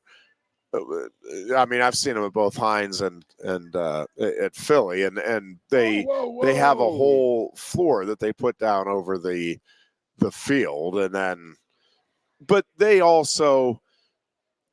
Like, you have to get the acoustics right. And there's a lot, obviously, that goes into that. I don't pretend to even begin to know or understand it. But, I mean, you've got to get that worked out. And I think there was something with just I don't think that they allowed enough time or something for the testing ahead of time. I'm forgetting the details now. But, yeah, that first attempt I'm just happy it went off well. Not a good one.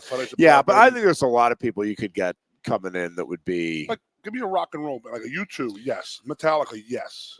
Yeah, I think no younger crews. No, I don't think an R&B hip hop person can go in and sell 80,000 tickets because you're predominantly you're going to be depending upon students. Then it depends where else they're hitting. Like if it's hey, we're going to hit Philly, then State College, then Pittsburgh. No, but if it's hey, our one stop in Pennsylvania this year is Beaver Stadium.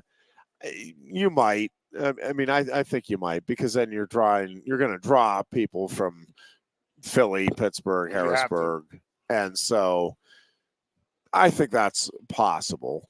But I think it was a nice little hit. The last couple of weeks have been fantastic for the town of State College with the Olympic trials. I have not heard a person complain about anything about being downtown. Yeah, restaurants were full, beers were flowing, food was flowing, hotels were full. Same thing this past weekend. The only complaint I heard was the departure. Some people waiting 2-3 hours to leave, and it's like, oh, that's expected. Pull over, open your cooler. Yeah, well, that's 80,000 people. How do you explain the 3-hour departure from a wrestling match getting out of any parking deck? But that's another story altogether. That's you, of course. It's not that long. I get it. So, like I said, U2, Metallica, I think, but I don't know of any like newer acts like Pearl Jam. I think could do it. Again, if they're not in Philly, not in Pittsburgh, and like people are like, okay, I got to see them. I think the Pearl Jam could fill it. I truly do. Yeah, I think you're probably right there. Some of the like Beyonce and Jay-Z, could they have a concert in there and sell 80,000? Again, yes, it goes back to what you're saying. Are they in Philly, Hershey, Harrisburg? Yeah. State College, and then Pittsburgh, and But Saturday afternoon, I've heard nothing but good stuff. So yeah, Al, congrats, Pat. Athletic department did a great job. Good job, fellas. Yep. Let's do it more often. I think they will now. You know, we should have Pat. Jeffrey. Uh-huh. The Flyers play the Penguins. What a novel idea that is. That is. Or what about this? A preseason game between the Steelers and the Eagles. Well, I've told you the problem. There's no problem. The problem is which owner is going to break down and say, okay, I'll give you one of my free home games. Yeah. That's the problem. You do it 2 years in a row and you just go half-half. Or one year and the other the next. But I mean, I was talking to some people this past weekend about, down at C4C, and we were talking about like Penn State fans. Like, I want to finish between 5 and 8 this year. I don't care about the top 4. I'll go 11-1, 10-2 if we can finish in 5 through 8, just so we have that home game in December. And that's what a lot of people there were from, a lot of Ohio State people this weekend, a lot of Michigan, a lot of Penn State people were just talking like, it's been my pet peeve for 40 years, and that is that get the Southern and Western teams up here in the cold and see what it's like, see how we have to play football sometimes, and we have to go down there in the heat a lot. So I would really, really, really love to have a home football game here. Did you see it? Would be a Penn hoot. State moved graduation a day out of the fear of it being a football weekend, possibly. So yeah, moved it back to Sunday. I'm telling you how amazing that would be if we had a home game here in December, like Christmas week. It would be fun. Christmas week in December. Now, the last 2 years, I've had minus 30 degrees 2 years ago, and then we had like this past 3 years ago was like 52 degrees, and then this past year was like whatever. But it's just beautiful stuff, Jeffrey. A lot of stuff going on at State College. I'm just happy. Everybody's happy. Everybody's having a good time up here. Now let's continue on the football. So, yep. Well, I'll tell you what. Let's take a break here, and then we'll be back. We'll do final segment here, and we'll get a little bit to the draft. Also, see if we can get an update. It should be just underway now with the Penn State men's volleyball team taking on UC Irvine out at Long Beach State University. That is in the NCAA quarterfinals, with the semifinal set for Thursday and the national championship match on Saturday. So good luck to Mark Pavlik and team, as again they're just underway with the quarterfinal match out in California. Both women and men lacrosse teams are in the Final Four for for the Big Ten lacrosse right now. Yeah, the Big Ten. So, Big Ten tournament. Good start. Get going, baby. Let's go to the weekend, or to the tournament, I should say, for both of those teams this past weekend. And we're coming right back with more of the Lion Country Kia Goon and Ironhead show here at Quaker Steak and Lube on Sports Radio 98.7 The Fall. Coast into fall with a new Kia from Lion Country Kia. Right now, get a 24 Kia Seltos for 5.25% APR for up to 48 months. A new Sportage plug-in hybrid at 0.9% APR. Check out our 23 Sorrento hybrid for as low as 4.5% APR. And don't forget, all 2023 and 2024 Kias come with a 10-year, 100,000-mile limited warranty. Stop in and meet with one of our sales experts today and coast into fall at Lion Country Kia. We want to see you in a Kia. Since retiring, I have spent my time searching the countryside for the hottest wings in America. I always seem to end up disappointed. You call these hot? Back off, Luigi. Mamma mia. Get hands it, busboy. Your wings suck! I knew I should have stuck with Quaker Steak's triple atomic wings. You think I'm tough enough? The Center Hall Farm Store has been serving Center County and beyond for well over a half century. A small family business, the Center Hall Farm Store specializes in animal nutrition and manufactures its feed fresh using local ingredients. Get the best in horse, cow, pig, chicken, and bird feeds. If you're not already a customer, stop in and see why so many of your neighbors are. The Center Hall Farm Store at 110 West Allison Street in Center Hall, or call us at 814-364-1393. Sioka Toyota of Williamsport invites you to stop in today or check us out online. We have the smart path to your next Toyota, like the all-new Crown, BZ4X, the all-new Grand Highlander, Corolla Cross Hybrids, Sequoias, and more. Over 100 new Toyotas here and on the way. Don't make a $1,000 mistake. Choose Sioka Toyota of Williamsport and see the Sioka dealership's difference. Buy or reserve yours today and see for yourself why Sioka Toyota is the only stop you need for your next new car. Sioka Toyota, it just feels right. Ready to be part of something bigger? Come pave the road to success at Glen Baker and discover a career where your hard work and determination can build a bigger, better future. Our team believes we can build a stronger future together. Join us at Glen Baker, where we value teamwork on the field and on the job. Go to GOHcareers.com to apply. GOHcareers.com. And best of luck to all the Center County sports teams all season long from everyone at Glen Baker. With a Timber Kids savings account, you can start to save money, earn prizes, and teach your kids the value of savings. It's easy as 1, 2, 3. Building futures is what we do at TFCU. You really need to belong to a credit union. You belong at TFCU, Timberland Federal Credit Union, a credit union you can grow with. The Goon and Ironhead. Oh, they're back. And it is a Tuesday afternoon. All right, I do want to talk a little bit about the draft. Again, we talked from the Steelers' perspective, and then if you want to give the Eagles. But just going through, again, you're always looking for value. Well, two things that I think you're looking for as a fan, well, and as an organization for sure, and a coach. You're looking for value for the pick and then fitting your needs, right? If you have glaring holes, it's one thing to get value.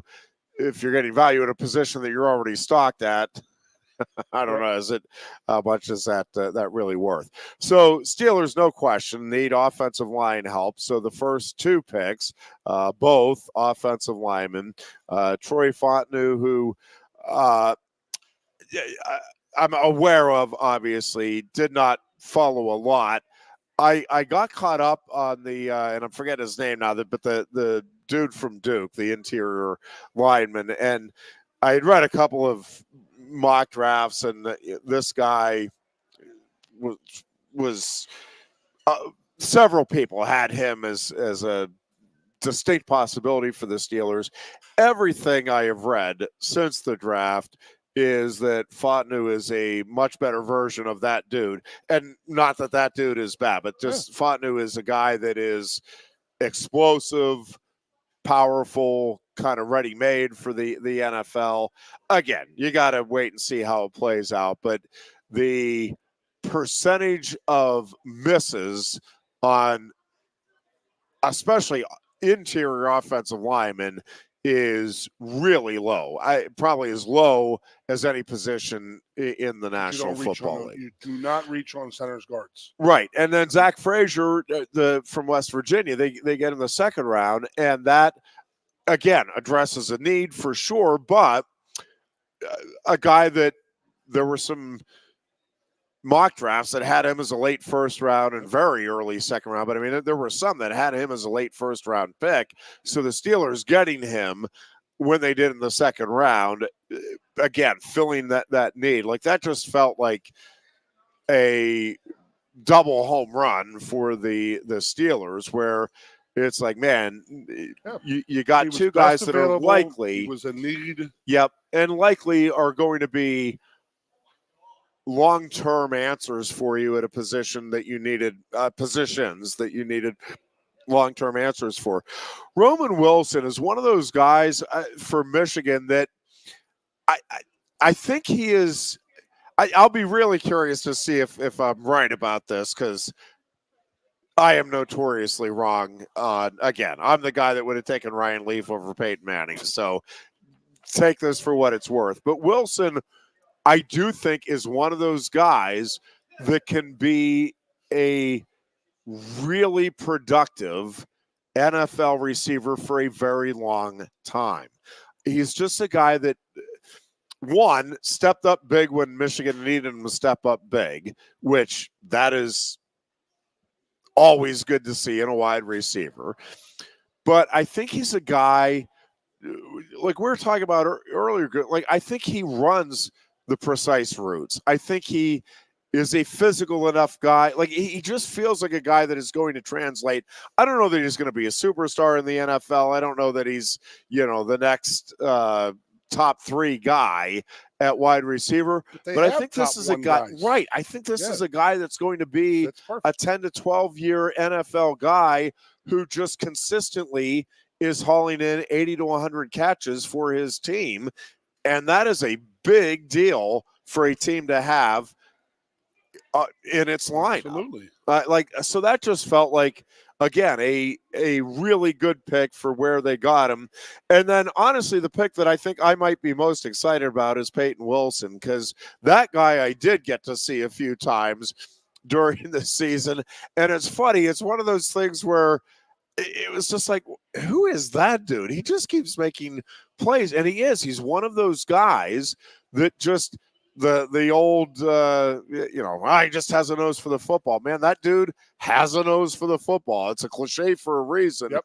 But, man, that guy, he finds the football. And it just feels, again, like a really big time value pick for where they got him in the draft. Sure. I mean, again, guy fits your mold. I mean, wide receiver for the Pittsburgh Steelers, you get drafted by them, that's a pretty damn important thing. Yeah. You guys have done very, very, very well with those wide receivers for the last 2 decades. Yeah. But everywhere else, they know, and I'm envious of the Steelers organization to a point where it's sometimes it can be bad for you guys, and that is they build from within.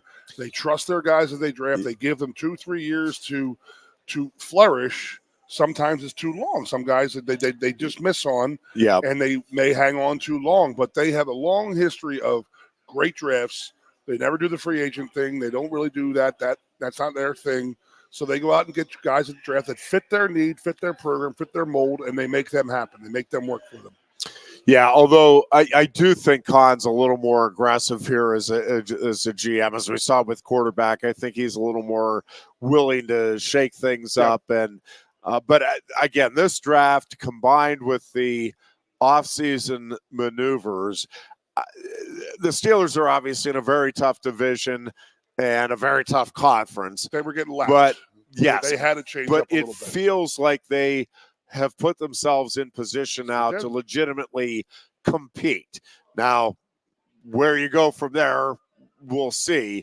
But just competing right now in the AFC North is not an easy thing, especially, if Joe Burrow is healthy with the Bengals, with everything the Browns are doing. And, I think the Ravens are well positioned here to try to make a Super Bowl run in the upcoming year as well. So, but I think the Steelers have made, between the draft and the offseason moves, and again, there's a lot of unanswered questions, but I think it feels to me like they are definitively a better team right now before we even hit preseason camp than they were at the end of last year. Like, Absolutely. definitively. That's the whole point of the draft, and they've done so well over the years at it. Eagles have gotten to that point in the last 20 years with Howie, and again, they're one of the organizations that people have to look at, because you look at Arizona, they just constantly spin their wheels. There's some organizations just can't get out of their own way at times. Yeah, a lot of that has to do that with ownership and stuff like that.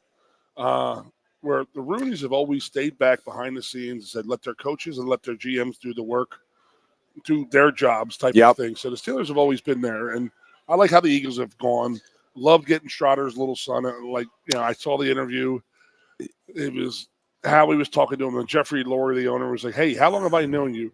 And the little kid said, I met you when I was 2. And he goes, so now you're a Philadelphia Eagle. Yeah. Welcome to the team. That's pretty damn awesome. That is very cool. That's a really cool thing. I mean, that's just like Porter Jr. last year, in my opinion. So Joey Jr. grew up with that team, around that team. A lot of good things going on in the state of Pennsylvania with football right now. Happy about it. I can't complain about it. Did you see Ezekiel Elliott sign with the Cowboys yesterday? I did. Did you see the contract? 1 year, $3 million. Yeah. Whew, that's a pride swallower for him to have to go back there. That just gives you an idea of what he was being offered around the league, and that was that, you had more fumbles last year than touchdowns. Yeah, it was interesting. I think it was on Dan Patrick's show yesterday, if I'm remembering right, I think, where they were talking about what the future is going to be for like running backs in high school. Like, are you going to get great athletes who a coach wants to be a running back saying, no, I want to be the wide receiver, or I want to be the linebacker, or I want to be the edge rusher, that sort of thing. I know exactly what you're saying. And so one thing that was brought out, and it'll be interesting to see. I mean, no, I don't think anybody knows for sure, because running back is still a featured position in high school football, at least right now. And you are certainly not because you're a great running back in high school doesn't mean that's where you're now. The die is cast, and that is where you forever shall be, right? Like, and just Abdul Carter comes to Penn State and makes the move from linebacker up. So even if you go to college as a recruited running back, if you have in your heart, hey, coach, I want you to at least look at me at wide receiver or wherever it may be, you're a good enough athlete, you're going to get a look. And if you excel there, then so be it. But the one thing that they brought up that I just thought was interesting was, yes, NFL, the value is not there. But with the NIL money that is now involved in college, if you go for 5 years and are a featured running back or one, and they brought up, more and more schools like Penn State are having a rotation, but you're still very recognized. I mean, sure. Anybody who follows Penn State football, even the most casual of casual fans, say, have you heard of Katron Allen or Nicholas Singleton? Well, yeah, obviously. Right. I mean, you're still marquee names. And what they were bringing out is you just might not have guys going out early, like ever, at the running back spot because now I want to make sure I get the NIL money from my 5 years in college. Correct. And then I'll take whatever I can get in the NFL. But that's my think about that's the way it is. Good seed money for my livelihood. So again, no definitive answers or anything out of it, nor could there be. But It will be interesting to see if it becomes noticeable that there is a dearth of great running backs coming out of high school and then certainly collegiately over the course of like the next decade. So what you're talking about, we've talked about for years past, update the fans, is when you and I were in school, grade school, high school, the best athlete in the team was your running back. Now about 20, 25 years and it's what all the kids emulated, right? Like, I mean, in our neighborhood, Earl Campbell, Billy Sims, Barry Sanders. I mean, those were the guys. It's like, all right, I'm Billy Sims today. I'm Earl Campbell today. I'm Franco Harris. Yeah. So the way football has changed is to the point now where a high school coach, college coach, wants the best athlete of the team to touch the football every play, a.k.a. put them at quarterback. And I go back to 2004 with Derek Williams. That's sort of where he was at. Like, he was a guy playing quarterback because his high school coach wanted him touching the ball every play, where he could make a play with his arm or his legs. Now, does that translate to college? No, it did for him. That's why he moved wide receiver. But you're seeing now, and that is that you're not seeing these star college football players at running back because they do wear out. They do get beat up, and the NFL does not want those type of guys. So what you see Penn State doing, they're adapting right now, and that is having 2 or 3 running backs play throughout the game. Trey Potts was the third guy at Penn State this year. Yep. He got picked up. That's just the way football is going, and it's going to stay that way, I think. But, you make a point, man. People's going to say, you know what, I don't want to play running back. I mean, those guys aren't getting paid. I mean, put me in running back or slot, put me in linebacker, safety. I can make money there. Yeah, it'll be interesting to see. I will be curious just to see if more, however you want to put it, star athletes, quality athletes are like, yeah, I don't want to, don't put me a running back. It's funny how it's changed, man.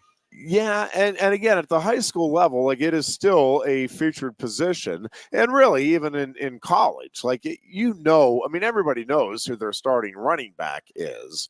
Again, even the casual fans. But yeah, it is not where the money is. Singleton consistently. They'll both be third year guys. Will they go to the NFL? Because they're NFL ready. But will they go to the NFL, or will they stay back because they know they could possibly make some more money in college football? And what a world! By staying back, they're saving their bodies a little bit because of the 2-back system here too. So it's another year without that tread being put on the tires. It'll be, it's interesting. Just the changing dynamics in the world of football. All right, we will be back on Thursday. Happy 50th anniversary to Quaker Steak and Lube. We'll talk more about that on Thursday as well. And we will be back then. Until then, be good and be safe. Coast into fall with a new Kia from Lion Country Kia. Right now, get a 24 Kia Seltos for 5.25% APR for up to 48 months. A new Sportage plug-in hybrid at 0.9% APR. Check out our 23 Sorrento hybrid for as low as 4.5% APR. And don't forget, all 2023 and 2024 Kias come with a 10-year, 100,000-mile limited warranty. Stop in and meet with one of our sales experts today and coast into fall at Lion Country Kia. We want to see you in a Kia. Since retiring, I have spent my time searching the countryside for the hottest wings in America. I always seem to end up disappointed. You call these hot? Back off, Luigi. Mamma mia. Look hands it, busboy. Your wings suck! I knew I should have stuck with Quaker Steak's triple atomic wings. You think I'm tough enough? The Center Hall Farm Store has been serving Center County and beyond for well over a half century. A small family business, the Center Hall Farm Store specializes in animal nutrition and manufactures its feed fresh using local ingredients. Get the best in horse, cow, pig, chicken, and bird feeds. If you're not already a customer, stop in and see why so many of your neighbors are. The Center Hall Farm Store at 110 West Allison Street in Center Hall, or call us at 814-364-1393. Sioka Toyota of Williamsport invites you to stop in today or check us out online. We have the smart path to your next Toyota, like the all-new Crown, BZ4X, the all-new Grand Highlander, Corolla Cross Hybrids, Sequoias, and more. Over 100 new Toyotas here and on the way. Don't make a $1,000 mistake. Choose Sioka Toyota of Williamsport and see the Sioka dealership's difference. Buy or reserve yours today and see for yourself why Sioka Toyota is the only stop you need for your next new car. Sioka Toyota, it just feels right.